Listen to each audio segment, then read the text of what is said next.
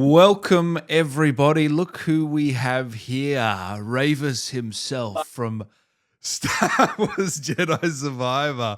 D.C Douglas, how are you, mate? How have you been?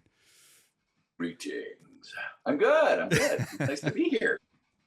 Man, I love what you did with Rayvis, by the way. I just want to say we're going to jump into it, but how have you been, mate? You been good? Yeah. It's been life's been different since the pandemic. There's this weird thing where it's people still have one foot in the pandemic, I think, and then one foot out of it. So we're sort of going around like life is normal, and that didn't happen. But we're not doing as much as we used to do. I don't think people are as social, and it's just like there's like a weird like hangover from that period. Yeah, no, life is good. I've got the closest relationship with my cats that I've ever had. Because I've been home so much. But Are they loving no, it or things are not? good. Of course, they're loving it. I'm a good cat owner or friend, or so I should say owner in front of them. That's rude. What are their names again? Now it's Monkey is my oldest one, and then I have a new one, Leo, who's a snowshoe Siamese, who's the softest cat I have ever had, I've ever petted, and he loves to be pet. He like immediately splays out, so you pet his belly. So soft, and his cat fur, like regular cat fur, you just roll it off you or whatever. His fur is like cotton, which is really cool until you go to vacuum the following week and you realize that the vacuum cleaner doesn't pick up cotton when it's smeared onto carpet. It's literally I have to go turbo on the vacuum cleaner and even then go back over and try to like hand wise get it off. It's little cotton balls everywhere, which is kind of cute. So if I were an animator, I'd make a cartoon about him being the bunny cat. Oh, there'd be some cool animations out of that if you could get that done. No. How has your work changed over the last few years and you know, just by doing a lot from home and the auditioning process and all that sort of stuff? How's it been? What's interesting is I started my home booth in 2002, I think, and nobody was doing it back then. I was a friend of mine, Laura Kane, turned me on to this. She was doing promos for radios, or called radio imaging, I guess. She was doing radio imaging from her home studio that she'd created because she lived in Texas and came to LA and didn't want to lose her clients. And so that's what she did. I got tips from her how to set up my booth, and it was in a closet at first. And so I'm used to that life of doing lots of auditions from home. And then the agencies were slowly moving to home studio prior to the pandemic. And then when the pandemic hit, it was funny. It's like all my on-camera actor friends who did voiceover on the side were all emailing, going, "How do I set up a home studio? Do I do it in my closet or the bathroom?" Like, not the bathroom, no. So everybody had to move over to that, and I will good and bad. So the good thing is, since the pandemic, now you don't. The agencies they'd rather you just send it from home, which is great. I've always preferred to self-direct for auditions anyway, and so that's cool. On-camera stuff, which I don't do as much of these days, just in general because I changed my whole look. But the on-camera, they want you to audition, to record your first round of auditions, and then sometimes you can for callbacks you'll go back in, or you'll just do a Zoom thing. So everyone is kind of keeping that going because it really, I'm sure, is very cost effective for the agencies and the casting places. So I'm appreciative of that. What I'm not appreciative of is that it's weird how, like, talking to a human online on Zoom or on the phone, like it is a connection, but it's not the same thing as being in person. Mm, Even if the exchange in person is just like regular everyday, hey, how you doing, whatever. mm. And so like there's a studio down the street. They let me work remote, and I'm like, you're down the street. And I go, I want to see people, and afterwards I want to go out and sit in a cafe and have a coffee. So I'm like, I'm coming in, damn it, coming in for that 45-minute session. Then I'm going to make a day of it, like DC does. Woo! Yeah, but you So love that. You yeah, so love adventuring, don't you? You love getting out there and because you don't want to be stuck in your yeah, house all the time, do you? no, not at all, exactly. So Mm. taking my mom to New Orleans later this year. She's never been, so that's her birthday gift for her 80th. Oh. And yeah, that's of all the places that I love to go adventure, it's New Orleans. Gosh, Oh, really? Yeah. That's at the yeah. top Have of you the ever been? list? No, I haven't, but my girlfriend really wants to go. Yeah. Oh, it's so one. I mean, there, you see a lot of the Bourbon Street stuff, which is like it's fun for like an hour or two, Mm. but then after that, it's like it's more about going to Frenchman Street or going off and there's like Magazine Avenue, I think it's called, or whatever. There's all these other little areas, but the thing that I love the most is music. I love just walking into a Yeah. place and hearing you don't can't do that in LA. It's like there's a couple places that like once a week maybe do jazz or something, or if you want to see some bands, it's an entire venue that's just about going to the bands for that night. You got to pay the cover and then the overpriced drinks. There's no like just walking around and there's art happening all around you. Where New Orleans, you've got that feel, which is so nice. A little bit like Greenwich Village in the summertime. So, Do you remember your yeah. first So that's concert? well now. Okay, now that's not going to make me seem cool at all, and this is going to make me seem very old. I okay. Come on. The first concert that I ever went to, and this is solely because my sister was a big fan, it was Alice Cooper. And it Okay, yeah. was, I think, like 1980. So it was right when he switched from his really theatrical cool stuff and he was doing, it was his clone tour, um, uh, which was still fun. All that. Like, Yeah. it was Alice. I'm a fan of Alice Cooper, but my first one that I went to after that, that I bought the tickets. I used my McDonald's money or whatever wherever I was working at the time, and I was going to take a girl on a date, and I took her to. I didn't know anything about this band. She apparently really loved them, so I went and took her to Air Supply, Air Supply. and Air yeah, Supply. Let me like look this wrong up. message. I'm like, I just want to go on a date, and she's thinking marriage while we're listening to Air Supply. No. They're actually formed in Melbourne, Australia, believe it or not. Yeah, I was gonna say, There you go. So I don't, yeah, and I hadn't heard of them. Maybe I have heard of some of the songs. what was your first concert? I think it was AC/DC. Oh shit! See, that's badass. Yeah, not Still bad. alive, just that. My first concert was Led Zeppelin. I would have loved to seen Led Zeppelin. They're probably my favorite of all time. But I went it's to a yeah. I went with a friend to this weird little venue to see this new band that was coming out called Twisted Sister.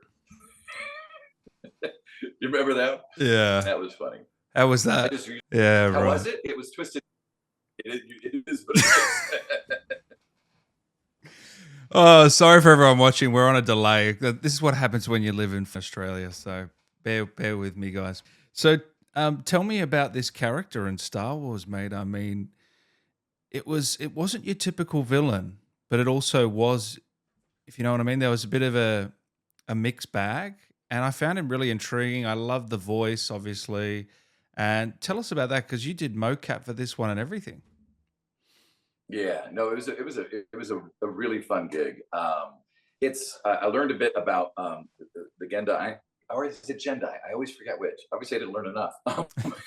but but what was interesting is I started off with a voice. My audition was here's this weird thing with voice actors, and I don't know if it's with all voice actors, but I used to have a thing, and every now and then it crops up, which is that when I'm doing something that I think is going to be fairly big or people are going to see, I want my voice to be different from other characters that I've done that people would know. And obviously, they just needed a low kind of gruff voice for this, but I wanted to make it more alien-like. And so he was talking more like this. And knowing that it was going to be mocap, you can get away with doing a voice like this, which was a weird thing doing with the tongue and all that. And I was like having fun.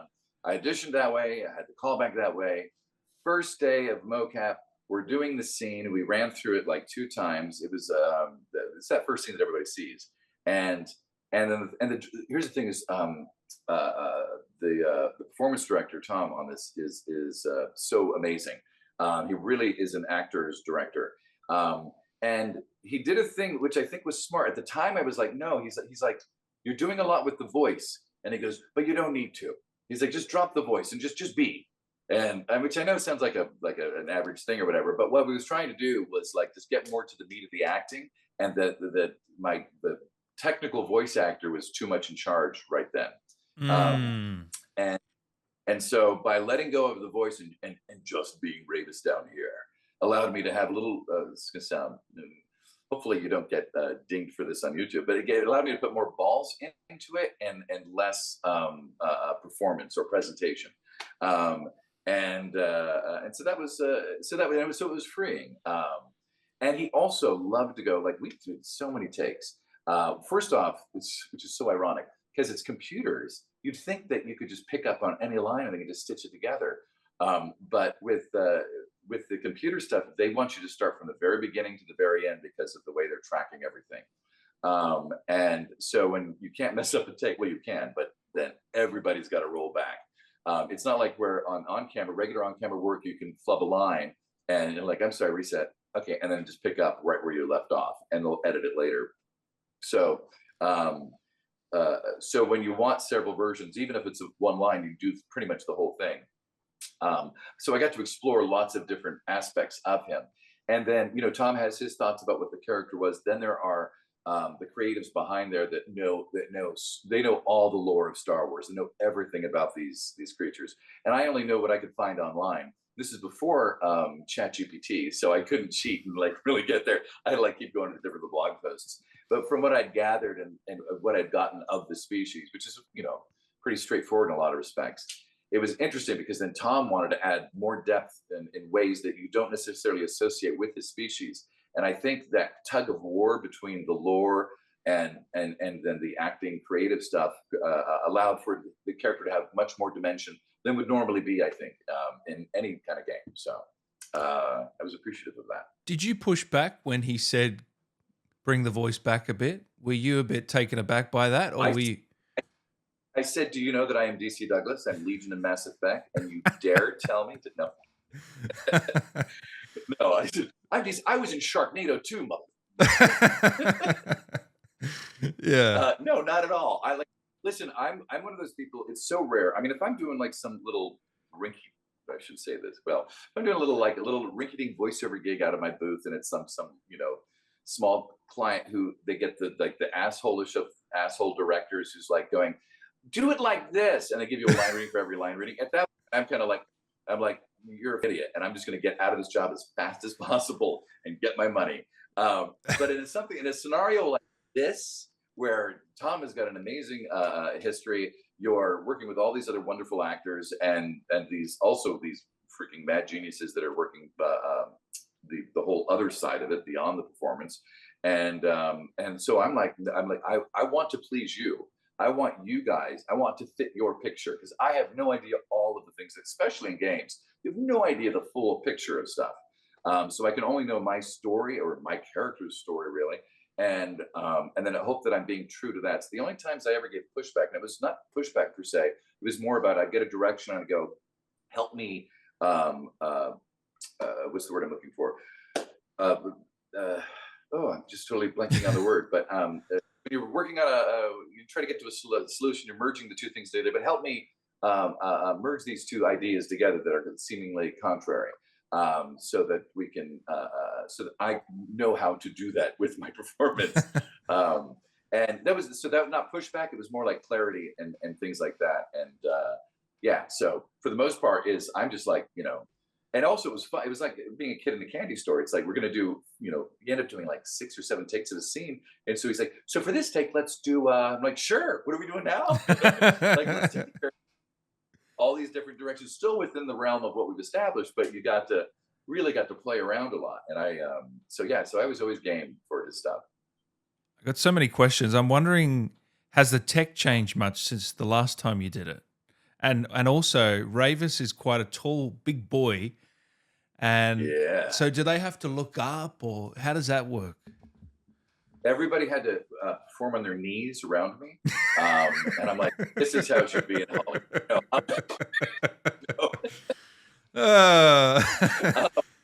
I'd love to see that behind the scenes, man. Exactly. It was interesting at first because there was a thought that people had to hold a pole. Was it me? They were going to put a pole like in the back of me with the tennis ball up there so people would look up to that face. And it became apparent pretty early in that first day that it was taking away from the acting because you don't get to look in the eyes of the other person. And that's the whole part of the purpose of motion or performance cap is you want to have those connections. And as the one of the programmers came up and he said, afterwards we just put in a couple numbers and the eyes go, and the other eyes go, like, oh, all right, cool. So like they nixed the tennis ball and we were on our way. Oh, so they were originally going to do the tennis ball. Because they did that with Yeah. Lady D in Resident Evil, I remember. So that's why I was curious. Yeah. Or maybe she was just that tall. Anyway, they have done that before. Oh, Yeah, yeah. they have Well, done that yeah, before. So. there are different. You talked about like the levels. It's funny is there is obviously a difference in technology depending well time frame. Like if it's something I did one like way back in 2011 performance cap, and then so the technology then They wouldn't have had the how could it facial be capture, different? right? Like the facial cameras. No, they did Oh, they did. capture. Yeah, it was the camera and the mic and all of that. Was that 2011? Yeah, it was NBA 2K14. So it was 2012 or 13. The Uber And I driver, played. right? Was that it? No. What was it called? The Well, agent. there, no, the back of a limousine. He's not a fucking Uber driver. I'm sorry, DC. I'm sorry, man. I was the Uber. Oh, that's right. I was the Uber boss. That's why you said Uber driver. Uber boss. Sorry. Yeah, I mixed my words. Hell, Uber driver. Imagine. A lot of miscommunication there. Yeah, guys, it's just a delay to Australia that's going on here right now. So, but yeah, no. So he's Uber boss. No one plays the story in that game. But when you do, I'm the. Hey, I'm I your, did. Did you really? Yeah. That's so sweet. Yeah. That's Just so for sweet. you. Just Cool. for you. All the improv. We get to improv our scenes, like read them first and then do an improv on top of it and just kind of go crazy with it. Yeah. My biggest feat that no one will ever know. I don't know if I did this in your last interview, so sorry if I'm being No, redundant, it's all but good. the biggest feat that I ever did on that game was one day. I mean, every night I was because there was like lots of dialogue. It was amazing. Like at least like there was not much dialogue for Rayvis in this game. There's a fair amount, but not a lot. But what he does have is very important. The Uber boss, Uber manager, whatever he is, Uber agent, he does not have necessarily. He has a lot of dialogue. None of it's really that important, which is why we get the improv on it. But so every night in that hotel room, I'm like learning is all the scenes because we're gonna do 30 pages the next day. Well, on one of the days, it was only 10 pages of dialogue in the scenes, and then it was another 20 pages of me doing a monologue over and over and over, and the monologue shifts by like it's because I'm saying, hey, buddy, you got a new sponsor. The sponsor is blah blah blah, and this is what they sell, blah blah blah, and so you got to take the deal. It's like one of those things. And the player like can pick any of the So I'm like going, guys, I'm trying to memorize it, but the differences are enough to be important, but not enough to be memorized. And then they came up and they said, we're going to do ear prompt. And I had never done ear prompting before. They stuck a little thing in my ear, and the AD who had never done it as well was off to the side, and they just had me stand in the center of the stage. And it's like, okay, here we're gonna go. And he just started reading it, and I performed it as I heard it, and I realized I'm really good at that. Yeah. Okay. Wow, that's a skill. Yeah, it is a skill. Oh, but as far as technology, I would say that I mean, I know there is. Oh, yeah. So when we did it there, we weren't able to see anything other than the video feed of our cameras. They didn't like you could see in the back where they were working on stuff, but they had wireframe of things, and it was even then it was not that much. On this one, I don't think I'm giving any technology away here, but they had you can see yourself immediately as like live action as you're moving. You can see yourself as the character in the plane, whatever they call it, the Z plane or whatever. So you can see it. So I was immediately able to get a feel of like how big I was and how, if I moved too quick, it didn't kind of fit the physicality. I mean, they can also fix all of that stuff afterwards as well. But seeing it was like, that was really cool. It's like getting your costume. Like on film, it's like you can, you rehearse at home or you learn your lines and all, you get to set and maybe you do a walkthrough with your coffee and all, then you go and you get into makeup and you get into your costume. Then it's a whole different feel and like other little nuances come to your performance because of that. But when you're doing performance cap, usually you don't have that usually. But now this new technology shows you what your costume is and you can move and you go, okay, so this works, but this looks really stupid, things like that. That's why I don't pick my butt in the game. You haven't seen the secret scene they left in the game where Rayvis picks his butt.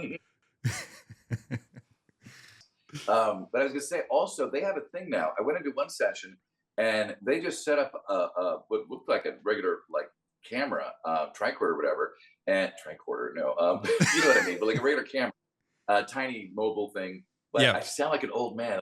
don't know what the word is for this, camcorder. They set it up, and they had a wire going to a laptop, and he sets it up, and it immediately looks at the entire face and immediately molds the entire face. Isn't that And it crazy? captures all of the all the gestures. I didn't have to put anything on, no dots or anything, and I had headphones on, and I could still stand there and do the performance. And they captured all of my face performance for it, and I'm like, that's insane. Now they have AI being able to do it, even better. So it's just wild what's going on. Did you find you were puffing your chest up a bit as you played this character? Like you did move differently. You were moving heavier, when you were on the set, or not? Well, I did. Starting in the pandemic, I knew that one day I'd book a gig that would require more weight, so I just gained it over the years. Same here, but I didn't even have a role. You never know when you get hired, though. You might get a job tomorrow. But no, it was kind of funny. I really wanted to actually be really buff for it, and I just never got around to the workout schedule that I needed to do that. But for the first read-throughs, then we did some walkthroughs without having to be in suit. And I've got boots that I love to wear, and I had the boots, and I kept my jacket on, and just so I could have kind of that bulky feel as I walked around. But it's a lot of this stuff. It's so funny because performance capture really is a synthesis of that was the word I was looking for earlier. But it's a synthesis of your stage, film, TV acting, and your voiceover acting, right?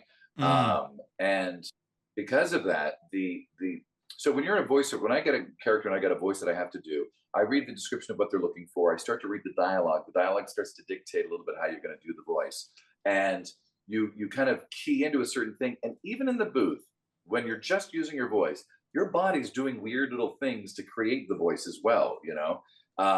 It's just something that you might call it a psychological gesture. Sometimes you can consciously choose the gesture to create a certain feeling in yourself, and then do that gesture before you go do a scene or in a booth. You can do it while you're doing the voiceover, whatever. But it works both ways. You can also you can innately, especially if you've been doing. I've been acting. Well, I've been acting since I was 7, but I've been in LA since I was 19. So I've got 30 some odd years. But when you're in the booth and you start doing it, it can just start to come out of it, and it helps perpetuate the performance. So for him, it's kind of apparent that he's going to be big and moving slow or what have you. I wasn't sure how big he was, so when I was able to look up at the monitor and I realized, oh, there he is, and I could see it. Then I could dictate even further, like what gestures kind of sell. It's funny because you think bigger, you might have to do something more to be really seen, but it doesn't. Little things kind of work with them. I was surprised they kept some of the more subtle stuff in the game. I haven't seen all. I haven't seen all of it. I'm saving myself for it. We're gonna stream it. Are you gonna stream it? Nice. Yeah. Well, he's gonna play it, and I'm gonna be on watching it because apparently it's only single player, I guess, or whatever they call that. Yeah. And I don't have a PS5, so he's going to plug me in, and I'll watch while he plays, and I'll try to mess him up. Cool. But there was one of the cut scenes I saw. It's there's some subtle stuff that I did at one point, and I almost kind of missed it, but they kept it, and I'm like, well, that's kind of cool because it is there if you're looking for it, if you're keyed into the character. So yeah, it's funny the game has not been out that long, but of the people that I've heard from, that it's nice to know that I'm in a character that's in a game, because I'm not spoiler alerts. No, skip that. It's all right. If we can say spoiler, and you can go. Everyone knows now it's spoiler. Oh, okay. Yeah. Spoiler alert. He's not the main boss, but he is a boss, but it's nice to know when you're not the main, because usually if you're the main boss, everyone's going to go, oh my god, you're all. But if you're one of the characters you have to come across, it's hey, good job or whatever. But I was getting a lot of nice, people seem to really get stuck on that character, and I'm like, no, that's not because of my performance per se. It's for all of it. It's the whole combination of everything and how he's written into the story. And I'm like, and it's so cool to be a part of something like that. So yeah, he is the hardest boss in the game. So you are the main boss, really. Or is it because he's glitching? No, he actually is the hardest. He's the toughest boss, especially on the hardest difficulty. Oh, Yeah. that's cool. Somebody sent me a clip of him, that I guess he did a thing and then he just starts to stutter and all that, and I'm like going, "Yeah, that'd be hard to beat." When he's like going, "Brrr," like, there's no way you're gonna get to him. No, no, that's a very, that's a one in a million sort of glitch. But I Yeah. feel like a lot of games these days will put the harder boss not at the end because they want you to go through the struggle maybe 70% through the game, and then I feel like they make it a bit easier as you go getting towards the end. There's something in the psychology of it, I feel like, because every game does it I these think days. it's probably more rewarding because if the Yeah. final boss is like they spend all that energy and that frustration, and then they end the game, and you're kind of like, well, cool, but whereas if you have like that one bad one, and then you get one final chapter to go through some stuff, and you go, yes, I get a reward, I get some sort of, Exactly. yeah, payback. Yeah. Now, can you talk to me about the art of the laugh? Because you've perfected it where a lot of times actors, when they do a laugh for a character, a villain, or whoever, it feels forced, it feels fake, it feels there's something artificial about it. But when you do it, it feels natural, epic. Talk to me. How do you master the art of the laugh, DC? There's no master. That's just everyone's laugh is everyone's laugh. Listen, when I'm in the booth and I have to laugh as a character, especially when we're doing like just an Excel sheet of lines, I'm like, I think that's the fakest laugh I've got. Because at first off, I realized I have to let go of a lot of breath. Something about my lungs or the way that I'm made. I like some people just go, ah ha ha ha. I have to go, like breath has to come out first before I can laugh. And it sounds so fake when it's just doing voiceover. There's no mastering. I will say this: I got my laugh from my grandmother on my mom's side, who was a stripper in the 40s and 50s, and she Wow. had a cackle, amazing. People, she used to annoy people in movie theaters when she would laugh, and she didn't care. And also, she was like very carefree, so she always had that cackle, and I've had that cackle too. It's one of the things I got from her. So that and an ability to strip really well. So Oh, so how does it feel to be in a Star Wars project? I know this isn't your first time, but this is probably the meatiest role you've had in the universe. it is absolutely the because this one's canon. Because I don't think my Lego character is canon. Or would he be? Maybe. Are the Legos canon? No, I don't think so. I don't think so. Well, yeah, Who were you in the Lego one? I was a Medbot or Medbot number two. I have no idea who is, Okay. but he's a Medbot. And that was a Star Wars. Was it the Awakening one? Lego Awakening? What's the voice No, on that? I'm making it up now. What's the voice on that I one? don't even. It's uppity robot voice I'm doing. Ah, okay. I don't even. I can't even recall right now. It was like it's not like it was. It was really one session. And I think I did like 10 voices, and that was the one. I knew that when I was doing it, I'm like, I want video of this character. And then what was the other stars? Oh, the Knights of the Old Republic. Mm. That one I ended up doing. God, here's the thing about that game, because I guess you all know because you've played it that there's like hundreds of characters.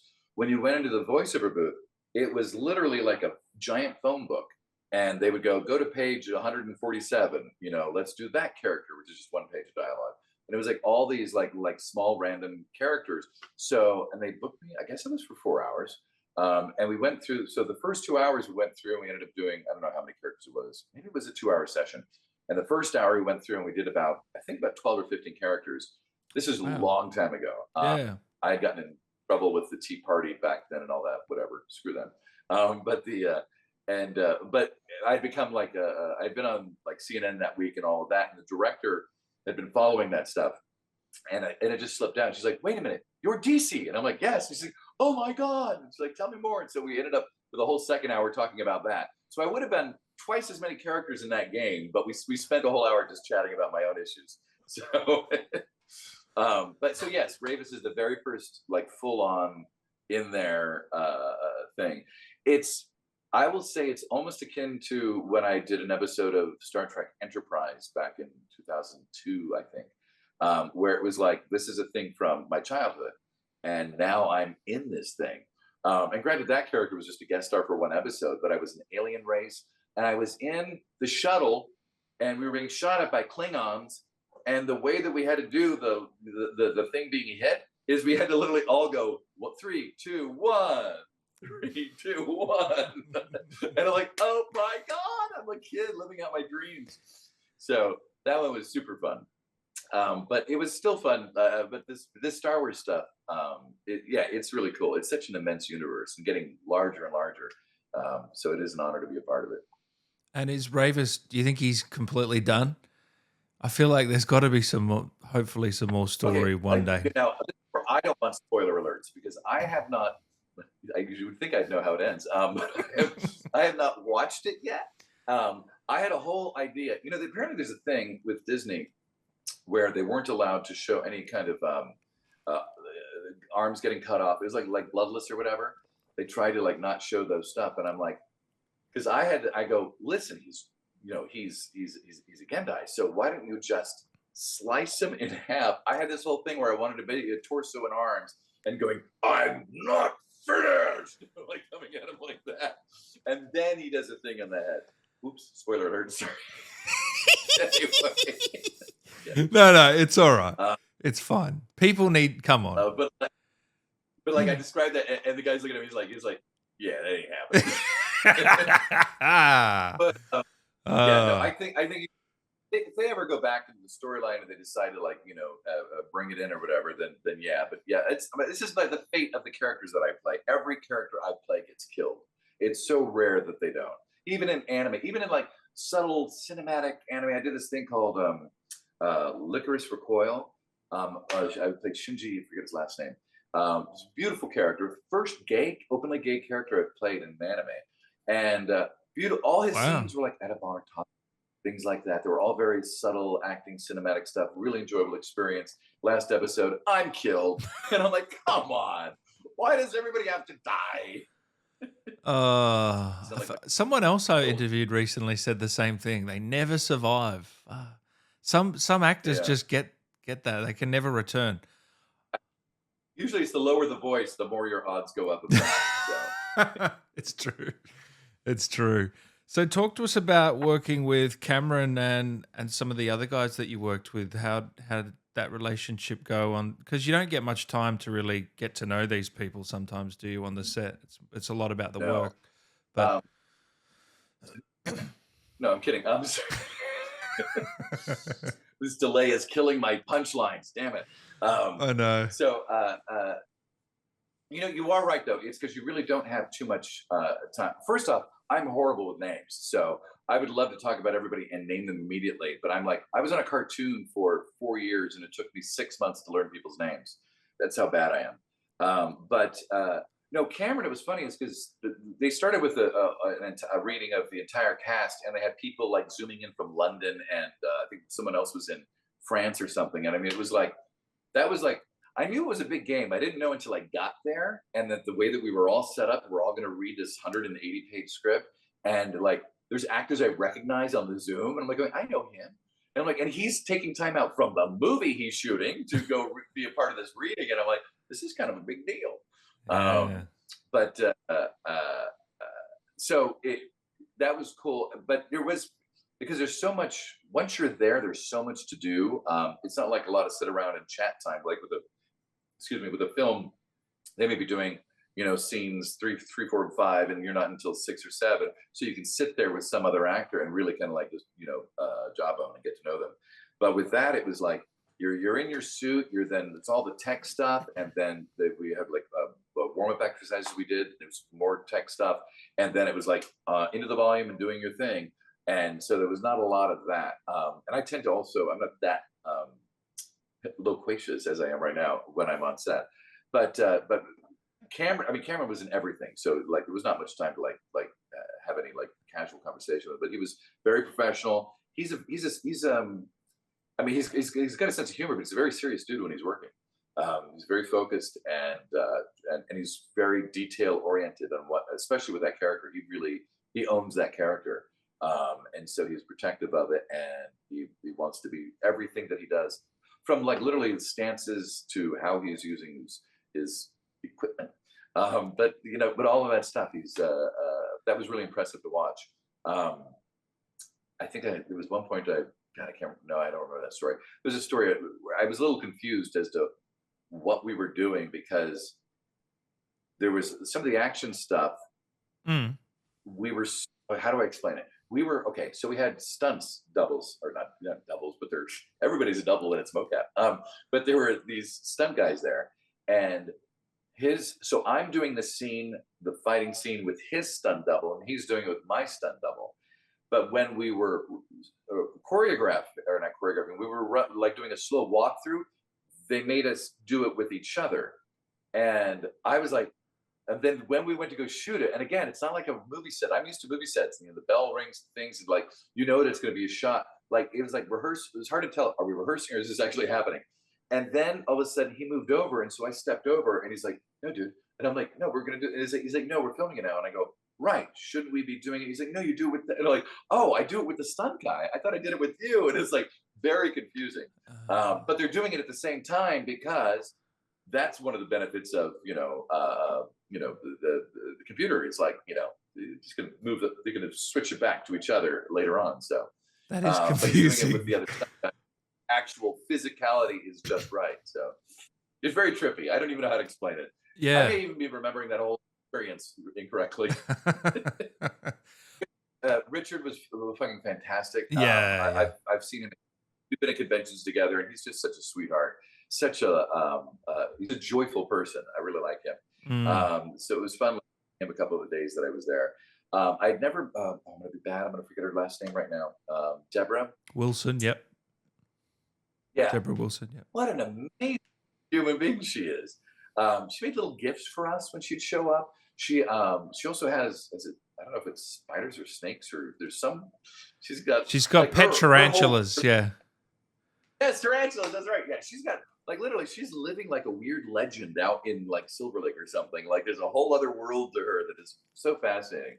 She's it's funny because she's a badass, and you're like going with her look and her tats and all of that, and I'm like going, you don't fuck with that person. And then she comes over and she's like, here's my heart, and it's like she's got the most immense heart. It's amazing. She's super beautiful person. Did Super you beautiful. did you have a scene in her with her? I don't think you did you? No, No. we had no scenes, so we only saw each other in days when they happened to be doing. Like I'd be there at the end of the day. The thing Yeah. is they usually had everybody gear up at the same time, even though some of you would be shooting until the end of the day, kind of thing. So I'd see her on like some that. So yeah, Yeah. I think one day she actually came to the set. Yeah, because I think we were near the end of the shoot, and she just came by just to say hello and goodbye to everybody because it was near the end of the performance cap shoot. So yeah. So last one on Rayvis. What did you love about him? And what was different about him? And then thirdly, spoilers everyone, the death scene. Talk to us about shooting that. Oh wow. I'm not a politician, so all of a sudden I've forgotten the first part of this. It's a three-parter. Even Joe Biden won't take a three-parter. Oh shit! What did you love about him, and what was different? Yeah. Okay. Yeah. Well, what I loved about him, first off, I always love being the badass. There's nothing beats being the badass in the room, knowing that you're going to be able to kick everybody's ass. The fact that you have an entrance, when you get one of those, like literally, if you were to hear the original taping of the mocap, I did the sound effects of myself walking out because I wanted like Cameron and everybody else to hear me. So I was like, boom, boom, boom, like I was like a kid.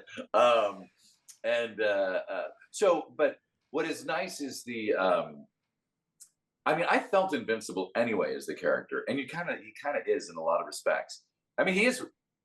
Spoiler alert: he is. The only reason he ultimately dies is because he allows it to happen. He wants that warrior's he just death. wanted, Hey. yes, just wanted to be honorable. That's all. It was but what I loved about him was obviously the badassery of it, but I also loved the fact that he was very there's a bit of a nuance to him that usually isn't with those kinds of characters in sci-fi games. Usually it's the I always say his name wrong. Dagon or Dagon? It's Dagon or Dagon? Dagon, yeah. Dagon. Yeah. Dagon, yes. I always got that wrong. So, but like Dagon is the one that's going to have, the conflicts and all the other stuff going on. But usually the side guy is like the muscle and just literally the muscle that regrows. And for him to have his own journey and his own, he's got some animosity towards Dagon, and he's got some respect for the one that he does, either wants to kill or be killed by, and the history of what it is to be either killing that Jedi or the Jedi to be taking your life, and what that means for you and your species. I mean, there's like some lot of heady stuff that's with him, and so I loved all of that about this character, that they had all that in there for somebody who really is just there to impede your progress in the game. Um, that was very cool. So that's what I loved about him. And what was it? And the other one was the final death scene, shooting that. How did you feel once it was wrapped up and all of that? Oh, that was it. It was. I mean, it's so funny because there were two ways of looking. I mean, first off, I have a technical issue with it that I'm like going. I thought that it could only be incinerated. You had to incinerate the head, but I guess a lightsaber would incinerate it. I was a little bit. That's why I was like, "Hey, just slice me in half and let me crawl after him." But that would not be an honorable death. Yeah, it's going against the story a little bit. It, what's interesting is when because for as emotional as that character, I mean, that character can only get so emotional. But as an actor, like kind of having some of that emotion while you're performing it, yet knowing that it's going to all be glossed over with CGI, it's kind of interesting. And that the only organic aspect of any emotion that you're feeling may be heard in the voice. Um, it's 50-50 if you're going to see any of it in facial gesture stuff, because a lot of times, especially on that kind of a character, the emotion is subtle. I haven't seen that scene, by the way, so I'm going to see I was going to say there is an emotional part of it where I'd forgot the Oh, line, but there's a line where you can really see the emotion. I just forgot what the line was. I can pull it up. But neat. Oh, I can't wait to see yeah. it. There's the one, I think it's the beginning of the battle where he comes in, and I've got the device thing, and I said, I just want to do this like yanking thing as I said each one of my things and get like more worked up as I said each thing. I saw a little bit of that. I'm trying not to watch these things. You realize I know. But that was like, watch that, and I'm like going, oh, fuck, that's good. somebody texted me and they said, they're a big Star Wars fan, a friend of mine, and then they said, how did you come up with the pronunciation of Jedi? And I'm like, what the hell is he talking about? And then I saw that scene that I talked about, and the beginning of it where he's like, Jedi. And I'm like, oh, that's what he means. And what that comes from, first off, it's Rayvis is being derogatory when he's saying it. Also, it's like, I haven't said this in a long time, so let me enjoy saying what this is. That was beautiful delivery. Yeah, I have to agree. But I'm kind of ripping off another actor from the original Star Wars. Yeah. Who, yeah. Yeah, a bit of that. Yeah. It's the same thing. So, but but you think of it, just try it yourself. Just say Jedi. It feels really good to say that. It's like, so, you haven't seen your work, but all the comments on YouTube, they're literally, that is some great acting right there. This is peak acting. Yeah, it's just over and over. Rayvis is awesome. The way he delivered "It's fake" was incredible. The way he screamed "It's fake." So, you know what that story's about? Yeah. I gotta tell you that story. Yeah, please. So first off, originally that was not my choice. I was playing the scene. We weren't sure. It was really funny because, especially with sometimes we're like, are they surrounded by townspeople or is there nobody here? And the programmer's like, we're not sure. We might put them there, we might not. We're like, okay. Thanks for the help. Say it loud. So you have to say it loudly, like there might be a lot of people here, or I'm just being, presentational about, our authority in this area. And then the whole fake line is, I wasn't doing it as big as that. I was doing a smaller version of that when I'm going, it's fake and that stuff. And then there was one take, like I said, Tom loves to play. And he said, this one, he's like, you have been looking for this thing and you were tired of all the fuck ups of everybody and all. It's like, just let it all out, which is also, this was after we had a discussion about how much the Jedi are full of rage to begin with. And I'm like, okay, you may have to take me off the ceiling, but I'll go for it. So that was that take with the screaming thing. Wow. And here's the thing. it felt really good, which made me think that they're not going to use it because usually when the actor's like, "Oh, that felt great," they're like, "Yeah, too much." But Yeah, then we did voiceover sessions later on for all the other stuff that you don't need a performance cap for, and and they go, "Okay, DC, here's the scene, and we're just going to replace this one line," and they play it, and it's that line, and they go, "It's the feeling is that it's just maybe too big, so maybe if you could just bring it down," and like we're trying to match the timing and all that, and I'm going, "It's thick," and I'm like, it just did not work, and I'm like, and I was bummed because I loved the actual performance of it, but again, I want the producers happy. Whoever's hired me, I want you to be happy. So I tried to make it work in the voiceover session, and they go, "Yeah, one of these might work," or something like that. And the other guy, and it's all zoomed in, so there's like, I don't know, 8 people on the session, and like one of the guys is like, "But I kind of like the original better," and someone else is like going, "Yeah, the feedback we got on the play from the so and so group is that they love that." And it's like, "Yeah, but we want to be sure because we think the so and so people, the corporate people or whatever, are not going to like it because it's too much." It was like amazing the like what went into that one line. And then later on, when I saw they kept it, I'm like, "Yeah, baby." And then it's nice to know that actually well. So yeah, it's so funny. Like things sometimes come down to the smallest stuff, like going Jedi or fake. but they can stick for years, can't they? Even the smallest change, and you have no Oh, idea, and then it becomes a thing. tell me about it. Every time, like I'm telling my friend who's a big Resident Evil fan, and I'm like going, "Our Uber will be here in 7 minutes." And they're like, "Going, Oh God, how many times, mate? Even it's so inbuilt in that when I posted the first Rayvis scene on YouTube, the comments were filled with that because they knew it was you, and "Oh, you know what I mean. It's not even nothing to do with Resident Evil, and we're still doing this right, bit. So you just yeah." can't get away from that. Yeah, some games really just like hook into people's psyche at a different age or a certain age, so and they it stays with them. How does it feel to be done with that character, by the way, DC Wesker? And how do you look back on your time on that series as Wesker? Because you are a lot of people's favorite version of the character. I look at it as wasted time. No, I'm kidding. I love being the contrarian. Oh my God! I mean, like, look, it's like it was an interesting trip, right? The I didn't know that that was really before him. I had been doing these like JRPG sessions, but they were literally like, "Come in for 3 hours, here's your pay," and it was some game I don't understand it, and it was like kind of like almost like kabuki acting in some respects, and then I'd leave, and so that was my experience, like with except for the very first gig I ever had of a video game was Buffy the Vampire Slayer. At least that I understood because it was on a TV show based off of their villain who's a little Weskerish as well. And So when I got the Umbrella Chronicles, it was I'd spent so much time trying to. This is actually a metaphor for most of my career. I've spent most of my career being just basically insecure. I think as a lot of actors are. But when I get the jobs, is when the insecurity usually goes into high gear. And I was trying to impersonate Peter Jessup for that because that's the voice they play, and they go, "Your voice matching as best you can." And so even in the performance of it, in the recording of the session, it was like all I didn't I didn't get to give much time to the performance as I was technically trying to stay within the voice.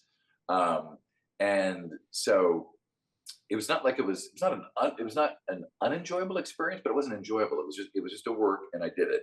Then to find out it's a huge game, and then to find out I have to bring me back for RE5, then it was like, well, maybe now I can do more stuff with it. And then they play Richard Waugh's voice, and they're like, going, "Try to be as close to this voice as you can." And I'm like, I'm not even prepared for this, and I've got metal dots all over my face. There's cameras pointing at me, and now I all of a sudden have to be this thing. So I didn't really have the time to really enjoy being Wesker in RE5. It wasn't until after RE5 it took off to where I could go. I'd get these other side games, little things, come in for a half hour here, an hour there, or whatever. I ended up doing like 10 games, I think 9 or 10 games at the end. Mm. And I'm like, well, now I've been doing his voice at conventions. I've like been making these fan videos for fans because I've never had fans like that before. So that's been fun. Now all of a sudden the voices become mine. Now I'm in it. Like now I can have fun with it. And like the last one I did was I think 2019 was Tepid, and and that was one of those ones where talk about protecting your character. It's like he had a line where he's like, He's like, you have 5 minutes. And I'm like, guys, 5 minutes? Can it be 7 minutes? Come on. And like, and they had the people from Japan on, and they're like, they did the translation. They came back and they're like, I know it's 5 minutes. And I'm like, what a missed opportunity, but okay, we'll say 5 minutes then. But so I am grateful for the journey of it. It was really wild to learn about video games through that character, to to learn about fandoms and to learn about the difference of fandoms, because RE fans are very Mm, different from Mass Effect fans, which are very different from Transformers fans, and I'm mm. sure I'm going to learn very different from Star Wars fans. And so all of that was it was a fun ride, but also it's good that it's over because one, I'm 57, and I didn't want to be. So I was doing a notorious erotic fanfic show that I had pulled together about 8 years ago. Performed it around the world, well, in England at least, and then all around the United States. And it was such a fun show, and it was like it evolved, and you can see it on YouTube. By the way, you can see it on YouTube. Go to dcdouglas.com/erotica. It'll take you to the YouTube video. His last time I performed it was at Dragon Con. So, but when the remakes came, I realized, they're going to obviously going to be having new voices for the remakes, which makes sense.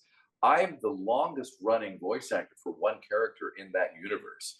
They've always like had a habit of just like Really? switching Wow, up that's depending on. cool.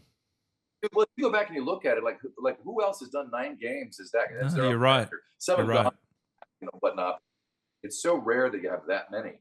And so I'm kind 100% of right. proud that I have that under my belt. But also, it's like, yeah, it's like if RE5 came around again for a remake, which probably what in a couple of years or whatever, I imagine. I'm like, I'm gonna be 60 something. I'm like, I don't want to, it's like have a younger dude be that now. I'm like, now let me go be Gandalf or something.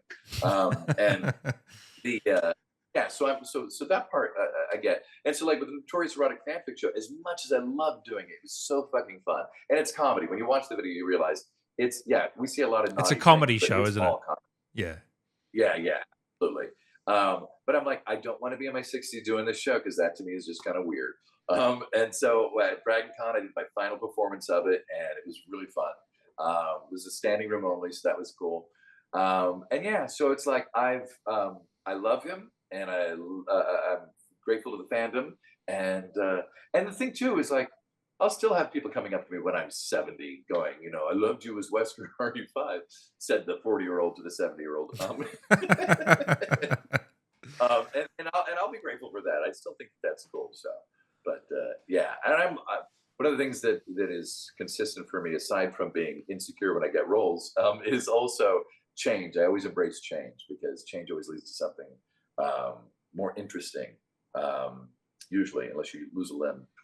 But even that could actually lead to something interesting. Come to think of it, so Yeah. I that's like. a weird way to end that whole.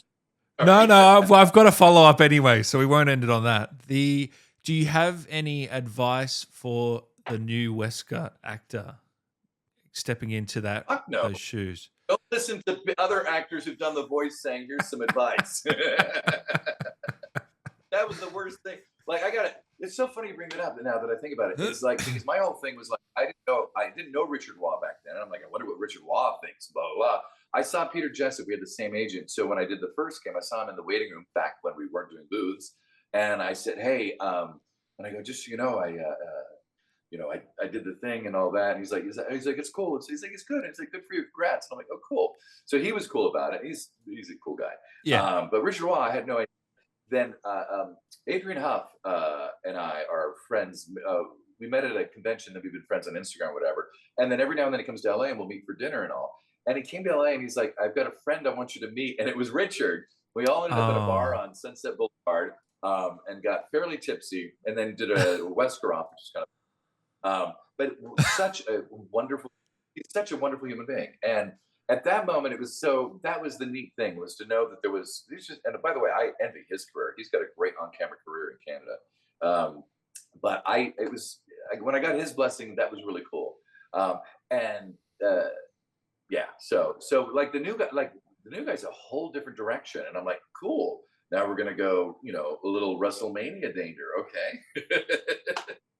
So I have no advice for that man. He knows what he's doing, and that'll be as fun.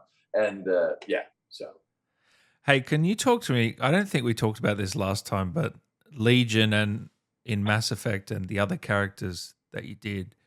Can you just give us a couple of stories about that? Because how much does that game mean to you? Because those games are considered some of the best of all time in gaming history. You know, the Mass Effect trilogy. So I'm just curious That's how you feel about that all these years later, and because I know you reconnect with the band sometimes for events and stuff like that, and that's always cool to see. I, no, I was talking about how fandoms are different, and there's like a personality to the fandoms themselves, and the Mass Effect fandom. And I know there's crossovers as well, overlaps or Yeah, whatever. yeah. But the Mass Effect fans that are there is uh, I'm trying to Wholesome? I'm choosing my words carefully. No? No, it's a positive. I'm just trying to. I'm trying to make sure that it doesn't reflect anything weird on any other fandoms. But there is a there's calmness.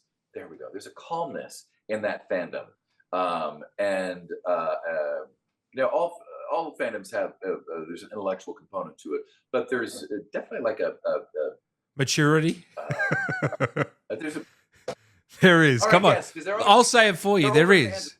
There is a Yes, maturity. they're There is. yes, thank you. Okay, that is it. And so that's kind of and that is because of the types of games that those are. Now, as far as my experience with Legion, got to remember the only big game that I did because Buffy the Vampire Slayer in 2000. I don't know how big that got, but I never got convention invites. but the but so I'd only gone through the whole thing of trying to be Peter Jessup and Richard Waugh in the Albert Wesker stuff. And then I get a call, and this like happened literally like a year later or whatever from RE5 was here's this other game. You just got cast. Had no idea what it was. Didn't know that there was one already out. And I went in, and Ginny McSwain. That's when I met her. Such a wonderful director. So like a fucking firecracker of a person. And she moves a mile a minute. And but she's also like, come into the booth for a second, sit down. She just wanted to like she wants to know who she's working with. And so we chatted for like 10 minutes and then explained the character, said this is the first time the character has spoken. And you are the voice for the species. And I'm like, this is an honor. But it was, I mean, there's nothing, voice wise, like, there's actors that have 150 voices and stuff like that, and creature voices and things. And I'm not one of those guys. I can fake it till I make it kind of thing, which is what I've been doing. But this required me to do my own voice, really. Yeah. Morning after coffee and puff up the phlegm and then do it. And so I just all relied on the story, the words, what they had written, and the acting, like putting in whatever subtle emotion, because it was this thing where they wanted a balance between something that's robotic but that's also emotional, like a Hal but not devious, and so it was a wonderful experience to work on. The second one I did, which was the third game, was fascinating because because Legion's is subtle acting to begin with, and then they're having me do. There's the General Legion, but if you let Legion die in the second game, there's the Legion that doesn't know you, so he's colder. And then if you kept me alive, then there's the Legion who does know you, and he's crazy. How do you navigate all this as an actor? Well, as best you, I mean, it's kind of weird because when you're in the like, I can tell you right now, but in the moment they go, "This is what we're doing," and then you just in your mind you just see warmer colors, and then it affects what you're doing, and you're just staying in that zone, and then the zone is done, and then that's it. Like, so I can't really say what specifically technically I'm doing. I just know that you're given a direction, you like a psychic, you hold the direction in your mind, and if you've been doing it long enough, like the body knows what to do with those words, and then it changes the performance. This is why I'm on Skills Up. You guys should go check it out. I don't. I had to tell them to put me on leave because I realized I can't teach. There are people that can teach this. I can't. I'm like, it's an old famous actor from the 30s. They go, how do you do what you do? And he's like, I don't know. How do you bake a cake? You put the apron on, you get the ingredients, you just make it. Yeah. So like a lot of my experience is that like if you were to ask me the same question 25 years ago, I would go, well, yeah, I thought about this and I tried to make my voice like this. Like it'll be all very specific.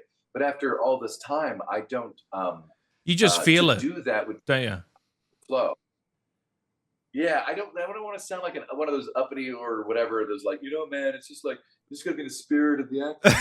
Um, but it but there is a part of it. It's like there's a thing you get to a certain age. Like if you've been working on cars your whole life, you look at the 20-year-old mechanic and he's like, "Hang on, let me get the manual again." And he's looking up the things. But you talk to that 6-year-old mechanic and he just listens to the car and he touches it. And he's like, "Oh yeah, that's the carburetor." Yeah, And you go, yeah, "Oh, yeah. I don't know." Oh, yeah. Like So I'm part of Mass Effect. it's still a treat to meet those fans and just reconnect with that game, isn't it? Yeah. Well, I got fingers crossed. I haven't heard anything, but I know that they're working on a fifth one, and the Yeah. teaser poster they put out got some interesting hints towards Legion. And I don't know if it's more of an homage to the dead species, or if it's an intimation that the species will be back. Because I am the voice of all of them. When you go through, I think there's the archives or whatever, their history. You hear all the other different Geth speaking, and it's different versions of my voice. So they pitch them up or down, that kind of things, but it's all still me. So Let's fingers hope crossed. so. Yeah. That'd Yeah. be very exciting. I got a couple more for you. I want to know, what Sure. character would you love to have had more time with over your career? If you could pick one and give him a bit more meat on the bone, who would it be? Oh God. Well, I mean, yes, I would have loved to. I would love to have gone back and done another game as Wesker, like an original game. Yeah. I always thought they were going to go back in timeline or something, because I finally owned the voice, but after the big game, the Yeah. RE5. I owned it for. I owned it for all the other ones that nobody gives a shit about.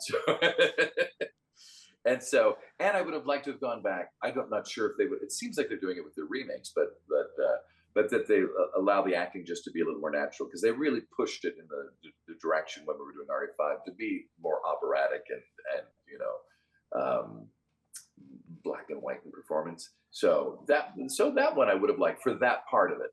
But as far as remakes, no, I think it makes so much more sense to have new voices for remakes. And I'm sorry, that WrestleMania voice guy. I'm sorry, I don't know his name, but that's a sexy voice, I and think he it's said so Craig. much more I bad. think it's Craig. What's that? I Craig? think it's Craig. I could be wrong, but yeah. Anyway. You all can Google it. Yeah. But yeah, sexy voice, and so that's kind of neat to see where they go with that. And as far as other characters, obviously, I would. Well, you see more meat in the bone. Legion has all the meat you need. You put that on.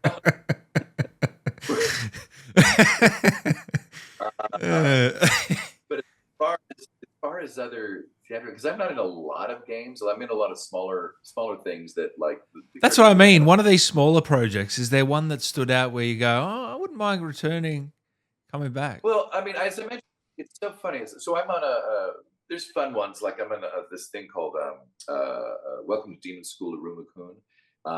At least we've done 3 seasons, or maybe a fourth season coming. I don't know. But that character is so fun to do. But that character is that character. It is like, it's more just like, it pleases makes me think of me as an actor in high school. And I loved all the fun farcical stuff and just like having fun. But that character feeds that part of me. So, but I'm being fed with that. Licorice Recoil, when that character, like they got renewed for a second season. It's so funny. They were like on the session, is the final session where I die? And they go, "Hey DC, we've got a second season." Oh, we've got a second season. But I would have Far liked to out. have done that character, as it really was just some wonderful, nuanced, sometimes sexy, excuse me, scenes. I see sexy and burp. That's great. But anyway, but really interesting stuff that was for that character in that game. So I would have enjoyed having done him more. I thought there could have been more for him, but yeah. But for the most part, I'm like I said, I embrace change. Change is a big thing for me, and so it's more about what new things are coming. I'm working on something now that will be pretty big too. Um, I'll tell you that I'll make you Uh, this promise. When it comes out, you'll want to do another interview with me. oh, okay. That means it's pretty good. You know, I only Yes. interview the best of the best. No. Yeah, Uh, absolutely. Yeah. oh, that's beautiful. Awesome.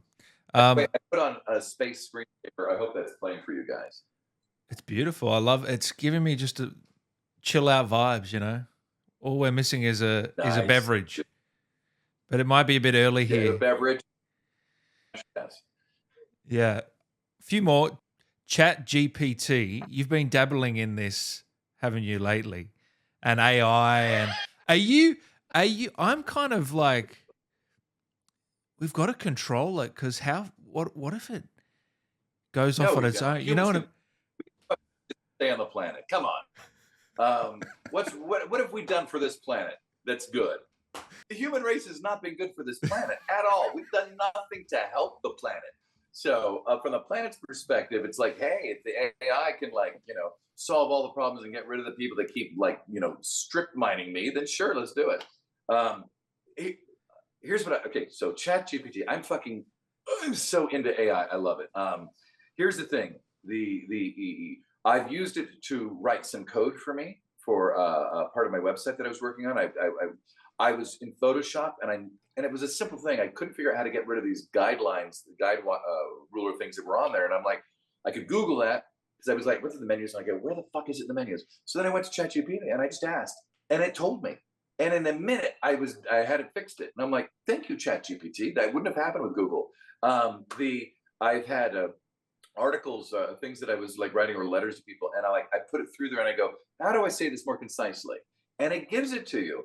There was a video that was all about I do day trading stuff, and so this is a video, and I'm like, it was like a 40-minute video, and I'm like, I just want the highlights of this video. Like, what are the main points? Because there's a lot of beginner info in there, and you can say, give it the link, and you have to give it the title, otherwise it gets fucked up. But you give it the title, and you go summarize this video.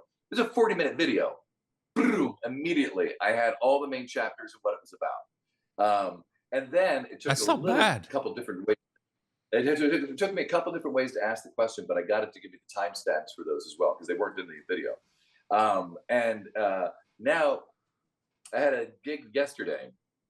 It's a JRPG, but an interesting character, beautiful picture of the character is an older man, and but then the bio for him, because I like to, when they send me the link, I'm like, I'll take a look at it. I don't spend too much time, but I'll get the idea of the character and a voice I'll do, and then we'll see what we come up with when we get the booth.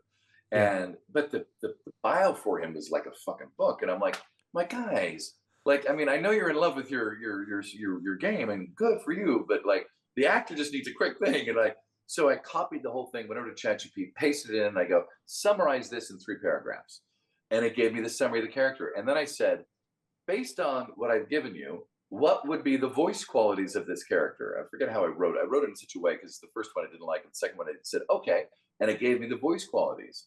And then I said, after the hell of it, I go, what famous people sound like these? And it gave me a list, all of them but one word. Because one of Wow. them was Celine Dion. That is But crazy. Wow. there's ways that could be really helpful. That was like the other one. I don't cook, but there's this thing apparently where if you just if you want to make something but you don't know what to make because what you've got in your kitchen, you just tell it what you have in your kitchen and you go, what can I make from this? And it'll tell you what you can make and how to do it. It's really pretty cool. So, but yeah, is it going to get, there's going to be bad actors that are going to come out there that are going to use this technology when it gets smarter, and they're going to try to make the death robots because everybody wants an army of robots to kill the other people. And is there any way to stop that? Probably not. But what you can do is, We'll be gone by but if then. you look, there's that too, exactly. Well, that's the thing. You think you will be, but here's the most astonishing thing about AI is that what is the term for it? It's not exponential. It's double exponential. There's an actual phrase for that, and that's what AI is learning. It's learning at a double exponential rate, and just remember that keeps doubling and doubling and doubling. So what you think won't happen until 2030 could happen in 2 years. Could happen next year. That's how fast it's going. And the only way to stop it is to unplug it. But everyone has got versions of this now. There's you go to GitHub, you can get your own AI. If you get enough processing power, you can But that's what I'm have your own saying. Shouldn't learning there be model. policies to make sure there's some plans in place for Well, the future? but like I'm sure I don't know if you've seen this video. There's that famous video that came out about a month and a half ago or whatever, where some of these programmers from AI all got together, brought all the Cupertino execs, power movers into a room and gave them a 90-minute presentation about the dangers of AI. And one of the best parallel, I guess, that you can come up with is they said, think of uh, the nuclear bomb, the atomic bomb. Once they created that, they immediately moved to a place of how do we stop the arms race? Because it's going to be an arms race now. So how do you get it under control? And if you look at it, like there's only so many countries that have it now, and all these other countries that don't want it because we've granted we're not in a great place, but we're in a far better place now than we were in like 1950. Um, and that there may be something to the effect that'll be implemented with AI. And again, there'll still be bad actors. There'll still be that one guy that gets that programs some robots to go in and blow up a building or something. So there's things that may be done. And again, also we can't even imagine what it can become. Mm. Um, and so you're regulating something that you don't even know the full ramifications of yet. So we're going to continually get to new levels where we go, okay, now we should probably regulate that part, or we should regulate that part. But as these guys, it's the guys who also made the film, The Social Dilemma. I think it's called The Social Dilemma, about social media. And we haven't solved the social media problem yet. It's the depression that kids get from using it, the amount of misinformation that goes on there, and there's so many bad actors that are involved in social media, and you've got people saying free speech, meaning be anonymous and spread all this bullshit out there. It's like, how do you regulate all of that stuff? Mm. We haven't even figured that out. So argument wise, it's like, yes, we do need to regulate AI, but we still have a mess over here in social media that we haven't taken care of, which is the Oh way no. of race. It's like we're always like, it's always But like 30 years later, we're like going, I guess fix that now. yeah, there's a game called Detroit. I have to bring it back to games just because it's me, but there's a game called Detroit Become Human where it's about this thing where the robots are living among the humans and they're sort of considered like another race in the game, but they're, you know, obviously not treated the same. And you just wonder if that could ever happen, and your mind starts to wonder. It's really crazy when you think Well, about if it. you But also think about it too, we're really strange in that we assume, when we look for life forms or protocol, are they carbon based? Do they, the things that are like us? That's how we determine what life is, or that, or consciousness. But like, we can only understand what our brains allow us to understand. Like, we're not even using the majority of the gray matter that's in our heads. Well, we just imagine that AI is going to surpass us to a point where we will then put in the question, how do I utilize more of my gray matter? And then it will figure it out. And we're like, oh shit. So, in that way, it could actually help us. So, or it could go, don't worry, you're not going to be around long enough to make that work. so I could technically put into GPT from our chat today, give me the timestamps, and it would say we talked about Rayvis here, Resident Evil here. That's what it could do for It me could, right now. I'll have to try it. I haven't. yeah. I Just haven't. remember, you put in, you say, summarize this video, the link, and then put title, full colon, and the title, and then that'll do it. If you don't put the title, it's like a weird, like a Google bot that goes onto a page and it looks at the ad and thinks the whole page is about that ad. But if you give it the title, it goes, oh, look at that video. Okay. So yeah. Cool. There we go. And it's weird because people fuck with you. It'll go, I'm sorry, I cannot, my learning ended on like November, whatever, 2021 about the internet. And I'm like, do you have access to the internet now? Yes, I do. And I'm like, well, then you fucker, go look at it now. Oh, I'm sorry. Yeah, I'll look at it now. That's brilliant. It's a tumultuous relationship. For the most part, it's rewarding. So I'm letting check. Is there anything you wanted to say to the fans today, DC, that have tuned in? No, no, just this is this is a kind of wild and wonderful career, and it's neat to be a part of these things. I'll never fully understand or appreciate the games like the fans do, and so that's why it's nice to be in touch with fans that can help me get it. But in regard, all in all, yeah, no, it's been a fun ride. So. And anything else you wanted to? You got that stream coming up. When's that happening? Do you know yet? Yeah, don't know what day we're going to start doing it. Again, I do everything kind of. I've stopped kind of doing the whole promo stuff on my things. Yeah, you just wing it. I'm getting to that age where I just don't really care.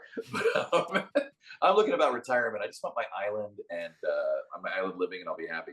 But we're going to probably by the end of this month or in June start streaming Star Wars Jedi Survivor. And my friend will be playing, and I'll be commenting, and I'll post that on Instagram at MrDC Douglas, Mr. DC Douglas, or and on Twitter. But you know what you should do? I'm actually thinking about. You would get rid of it? And I'm like, it's. I don't use it anymore. I just think Instagram is a far. Instagram forces you to have more of an artistic appreciation of things. It eliminates a lot of the toxicity. Yeah, I don't see any toxicity on Instagram compared to Twitter. Man, the difference is so much is easier to filter out. You have to go into the comments on the really political things, and even then, it's like kind of a pain. And then you're like, this is a waste. There's more pictures and videos to look at. I'll go away. Yeah. Just scroll away. Yeah. Where with Twitter, it's just all that. It's like, let's get her with our outrage. So yeah. And the people that were fun to follow, that had they were super intelligent, that wrote these interesting threads and things, they've all gone off to Substack and all those other places. And it's like, yeah. And also it's funny, is having been banned from it, is time management. I'm like, I used to spend a lot of time on Twitter back in the day, and I'm like, I don't want to. I've learned how to do other things outside of my phone, and I don't think I want to, go back. So I don't know. I might just set up an IFFT thing where it auto posts over to Twitter. Might do something like that. Yeah. But I got rid of Facebook altogether. I couldn't. I know they own IG and all that, but Facebook, again, it's the way its structure is. It's also. Is it me, or is Facebook like? I swear to God, it's like a shack that's falling apart. Like, I click to go to get the notifications for my page, it sends me to another portion of the web, and then I click on a thing and I can't see. It's like, I sound like an old guy. I know I sound like an old man. No, I don't use it. I only use Messenger on Facebook. I don't post on it or anything. Yeah. Yeah. It's just so convoluted now, the way they've made it. And yeah, it's I don't buy their stock. And when you do play that Jedi Survivor with your friend, do me a favor. When you get to your boss, say, "Oh, can you go get me a drink?" And then just quickly switch the difficulty to the hardest difficulty, and just watch him thrive in pain. God, that would be funny. Okay. Well, we'll be in separate places, but I'll tell him. I just tell him, switch it to the hardest. Let's see how good a player you are. Yeah. He's been a gamer. Good luck, we'll say that. But no, it's kill you a lot if you're on the hardest thing. Do I kill you a lot if it's on the hardest? Yes, definitely. Nice. Hey, DC, it's been a pleasure, mate. Before I let you go, can Rayvis say something to Dan? I always like to do this. Can he say something to Dan? Is that possible?